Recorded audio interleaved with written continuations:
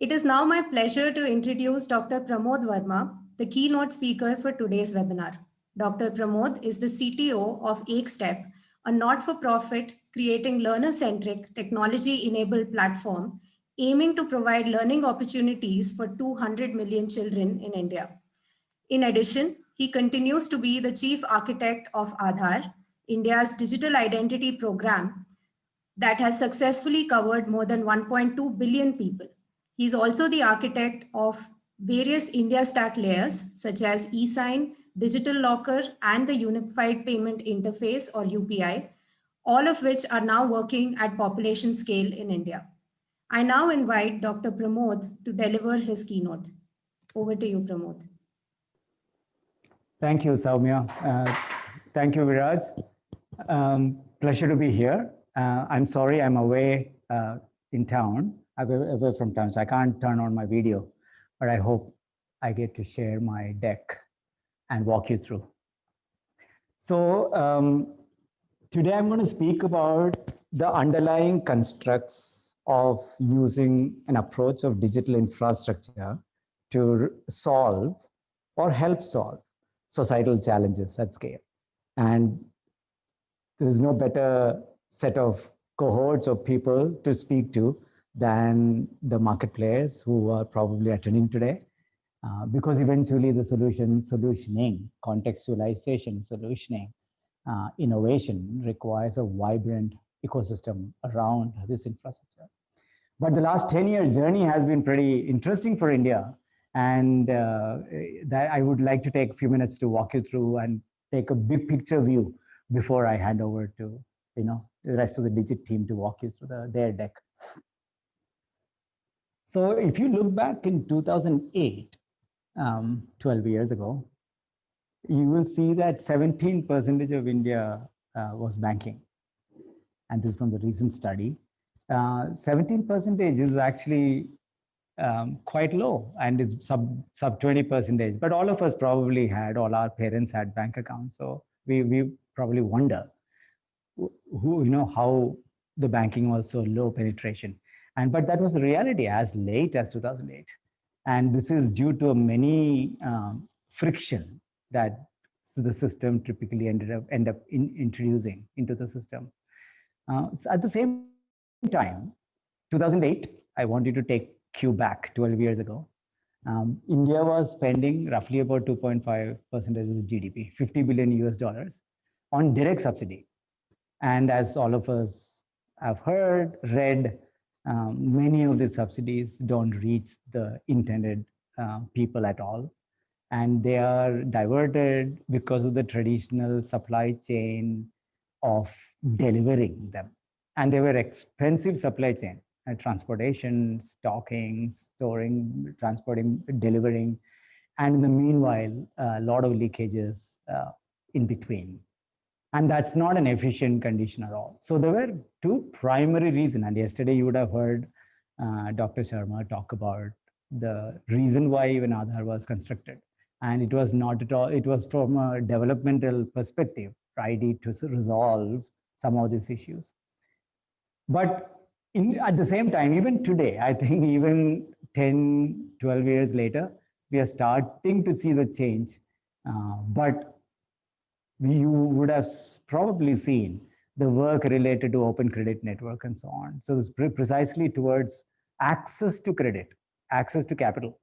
Access to capital has been quite poor in the country, and especially the current systems are catered to provide high ticket value, low volume, sort of long tenure. So it's easier to get 50 lakhs rupees or 1 crore or 1,000 crores or whatever you need to get from the system as a loan. But it's not easy to get 10,000 rupee loan offer from a bank that you can pay off in 5 days. That means low tenure and low ticket size, but extremely high volume is not at all possible. And if you unbundle the issue, then you realize that it is primarily coming from the sales cost. Sales includes customer acquisition, KYC, sales, paperwork, and the servicing cost of initial acquisition, paperwork and preservation, and then subsequently collecting the money back. And no credible data.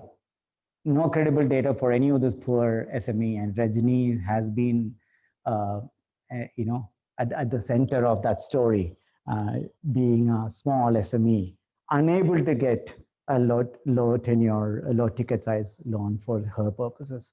And they all gravitate towards money lenders who's, with no choice being there, right? And same cause, interestingly, when we analyzed savings, it's the same thing. Mutual fund, and this was very surprising to us. Access to saving, there's no risk, right? You're collecting the money to save. But people, only 2 crore people, 20 million people had access to capital market. When SEBI analyzed this, they wondered why it was so. Why only 20 million people out of 900 million adults could save. Even if you cut down half of them, you still have 450 million adults who could possibly save 100 rupees or 200 rupees a month. But if you analyze this, you go back to the same foundational friction points: cost of sale, cost of KYC, cost of paperwork, and lack of trust overall in the system. And if you look at the distributor cost, 0.5 commission of a mutual fund distributor, 50 bips, 1,500 rupee KYC cost means, to recover the commission, the minimum cost, the customer need to provide a 3 lakh investment. And that was obviously not possible for most people, right? That was why it was tapered. And this was resolved very, very interestingly. All of them were equivalently resolved, but in a very different way. And that's what is the interesting story of India, right? India didn't go around trying to build end-to-end standalone solutions. We could have solved mutual fund for poor, or some specific how to deliver LPG cylinders better solution, right? Instead, we took a very non-linear path in the last decade. And this is a study that came out in 2019, December, by Central Bank of Central Banks, BIS, Bureau of International Settlements from Basel. The study says India, with its own GDP curve, if you plot the GDP curve, India would have taken from a 17% financial inclusion to get to 80% financial inclusion, we would have taken 46 years. If you did our normal things, we would have taken 4 decades to 4.5 decades to get to 80% from 17%. But the best part was India took just flat 6 years. And this is amazing. And most people don't even realize that India went from 17% to 85% banking in 6 to 8 years. That means we compressed 4 decades of possible development cycle to bring rapid change. And this non-linear change would not have occurred but for the digital infrastructure that India managed to build behind the scene. And plus all of you building innovative solutions of. And so if you fast forward from 2008 to 2018 and 2020, you would see that $35 billion is going direct subsidy, 4 to 30 schemes, 650 million people, unique people with bank accounts.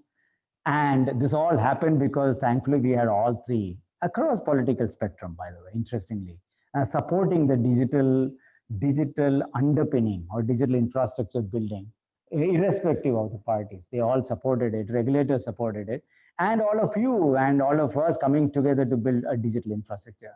And that digital infrastructure was a set of unbundled, interoperable, decentralized building blocks. That is a very interesting way to solve or help solve rather than actually build a solution, right? Package solution. And we started in a very systematic fashion, sort of serendipitously. I don't think it was planned in 2010, but it came along quite well. And the first layer was ID layer, enablement layer. And ID started with Aadhaar, 1.26 billion. But now we have enterprise ID, PAN, GST, and including GST and KYC. And PAN is introducing KYC.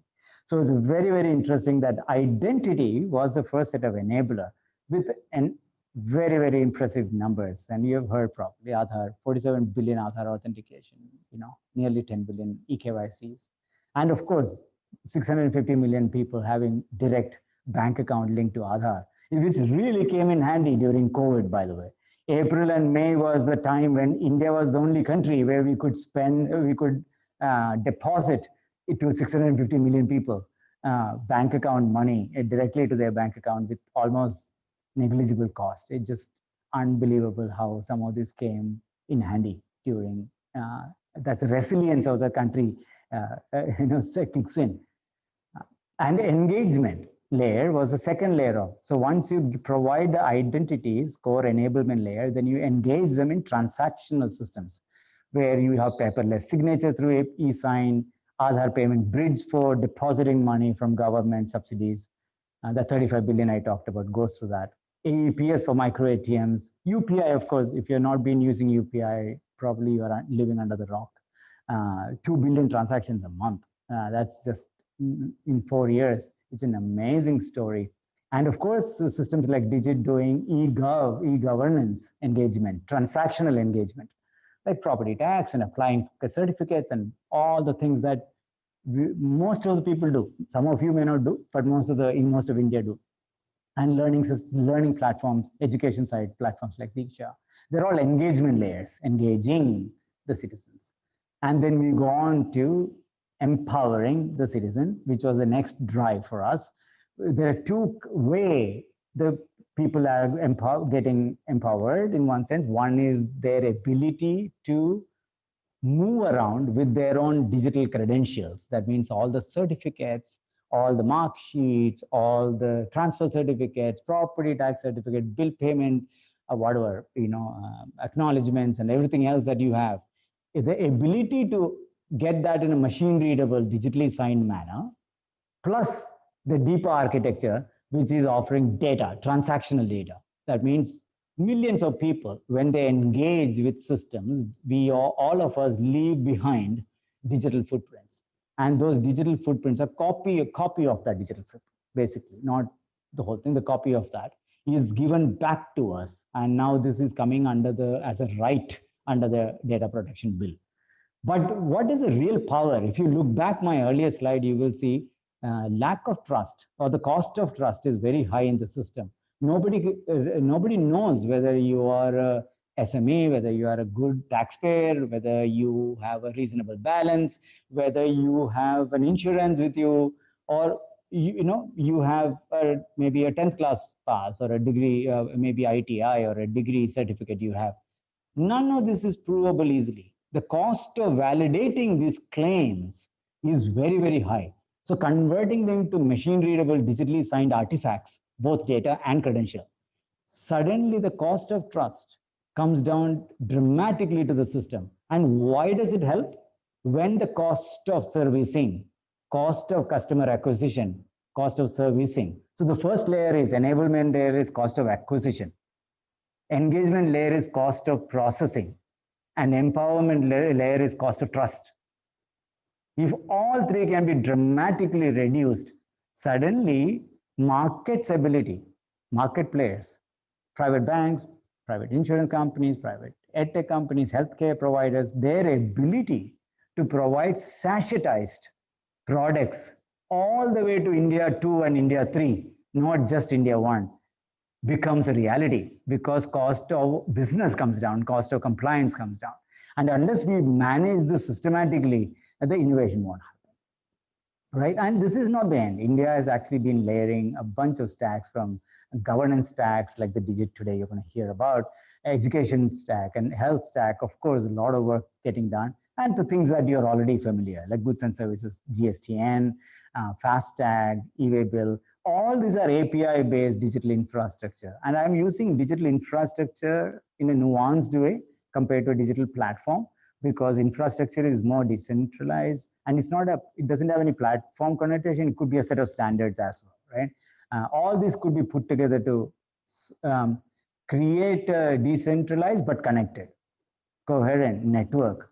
And that network allows dramatic reduction of cost of doing business and cost of trust and cost of acquisition and cost of processing. When that happens, a lot more formalization happens. And that's precisely we are after. So that the Rajini that I showed you, can save 200 rupees into a mutual fund. Mutual funds that he had finally is reality, right? And she can get a 10,000 rupee daily loan, literally digitally, and still pay a reasonable interest, maybe 12, maybe 15, may not be as low as some, or maybe even 18, but not horrendous as a money lender. And that access to products and services and opportunities in a democratized way is fundamental to that formalization. And that's exactly what we're doing, right? So this is sort of going back, this is what internet did. If you look at internet, you unbundle many of the infrastructure to create many innovation on top. And India Stack is doing precisely that, right? You have an unbundled set of building blocks, decentralized. But when you combine them, by you, all of you, when you combine them, suddenly your imagination is the limit. The way you can imagine new product services and opportunities for India too is very, very key. And that's where the change is going to happen. That's where inclusive development is going to happen. So the infrastructure story is not about solving. It's about distributing the ability to solve, distributing the ability to marketplace, distributing the ability to Samaj, which is all the societal actors, and distributing the ability to Sarkar. Many government departments can now do paperless, presenceless, cashless, data-driven service. That's what eGov is enabling for many through their open source platform, right? So it's a very different way of thinking about it. And India's rail built this beautifully. And real question would be, what do you do? What will you do? And what can you do? If you can create a combinatorial possibility of this infrastructure coming together to reimagine products and services for the country, for millions and millions of people. Without that, it is never an inclusive development. So unless we get to that, we are not resting. So with that, I'll end it. Thank you so much for the opportunity. Pleasure to talk to all of you guys.